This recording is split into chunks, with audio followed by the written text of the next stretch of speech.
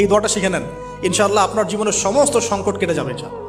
আমি নিজেও এই দোয়াটা বেশি বেশি করার চেষ্টা করি। দোয়াটা হচ্ছে, মুসা আলাইহিস সালাম একটা গাছের নিচে হেলান দিয়ে বসলেন, বসে দেখলেন দুজন মেয়ে দাঁড়িয়ে আছে দূরে, পানি নিতে পারছে না, লোকজন পানি নিয়ে যাচ্ছে, ওরা দাঁড়িয়ে আছে বেচারি।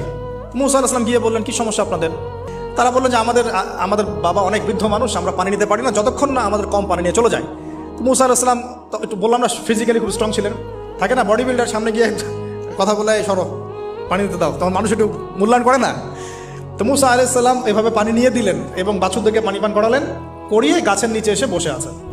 বসে বসে তিনি দোয়া করছেন, এই যে দোয়াটা তিনি দোয়া করছেন, রব্বি, একটা নেক কাজ করলেন না, মানুষের উপকার করলেন, নেক কাজ করে এসে গাছের নিচে বসে দোয়া করছে, আল্লাহ এখানে তো আমার খাবার পানি বাসস্থান কিছুই নাই, আমি কি করব? রব্বি ইন্নি লিমা আনজালতা ইলাইয়া মিন খায়রিন ফাকির, রব্বি ইন্নি লিমা আনজালতা ইলাইয়া মিন খায়রিন ফাকির।